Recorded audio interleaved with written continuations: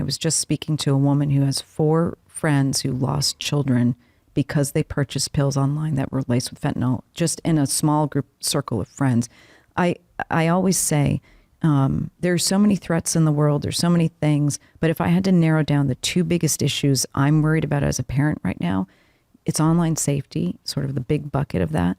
But it's also fentanyl-laced pills, because they are making their way into a lot of places very easily. And, you know, you reach a point where you tell people you love, don't take anything from anybody. And listen, little Jimmy, do you want to try Percocet? Like, why aren't we having honest conversations with our kids? Your friends are taking Percocet, so you want to try it? Okay, maybe we're not going to be able to get you Percocet, but are you in pain?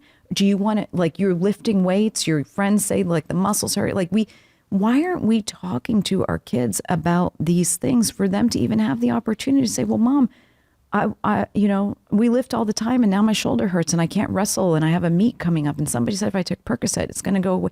Well, no, let's go to the doctor. Let's figure out a solution. It's not always nefarious that they're trying to get high or do whatever. Sometimes they're just trying to solve a problem on their own. Yep. Girls say, well, I heard Adderall helps you lose weight.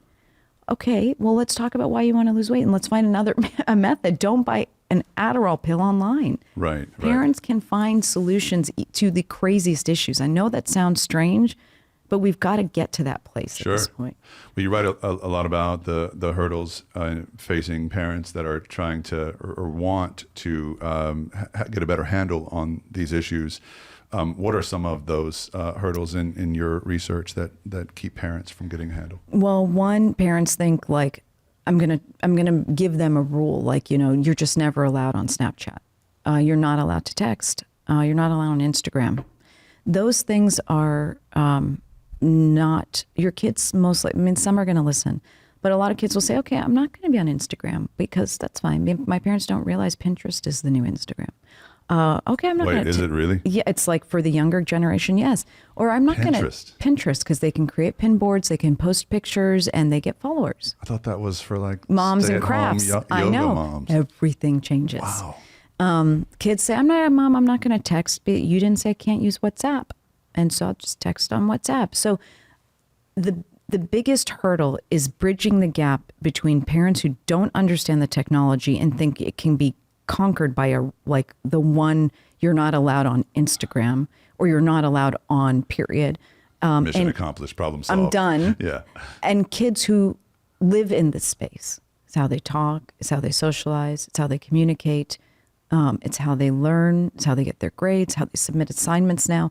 It is a huge disconnect. So my goal was, how do we bridge and create overarching principles that the kids say, I can live with that and it makes sense. And parents now are free. And I don't need to know that now, OnlyFans is a thing. I don't want to know, actually. I don't need to know the latest thing because we've created these bridges that will last indefinitely. Yeah.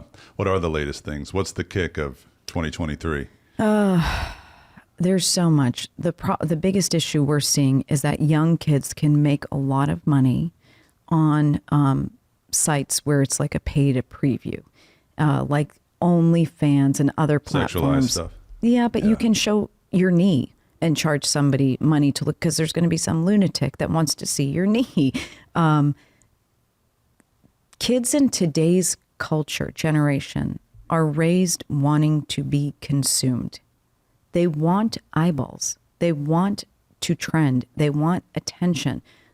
And social media, even gaming, whatever it is, gives them the platform and the outlet to do it. So they want to find a way to get eyeballs. And that's, I think, the biggest challenge. What does that equal for them? Eyeballs. Is that value? Acceptance, value, popularity, accomplishment. And it's all empty, but that's what it means to them. And it never ends. Yeah. And look, we run an organization. We'll sit and say, why did that Crime Stoppers video get more views than the other one? And why didn't people engage with this one?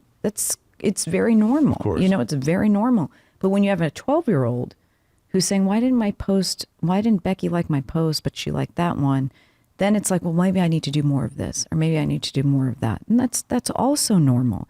But when it's your body versus a news story, yeah, that changes the game. and if you're bringing the video camera into the home, Yeah. we have to get kids to think about, are you showing the front door in your picture? I'm not telling you not to take a picture, but are you in the bathroom? Are you showing your front door? Are you showing your home address? Are you showing parts of yourself you shouldn't show? So let's get them to think differently about the entire landscape so they make better choices. Right.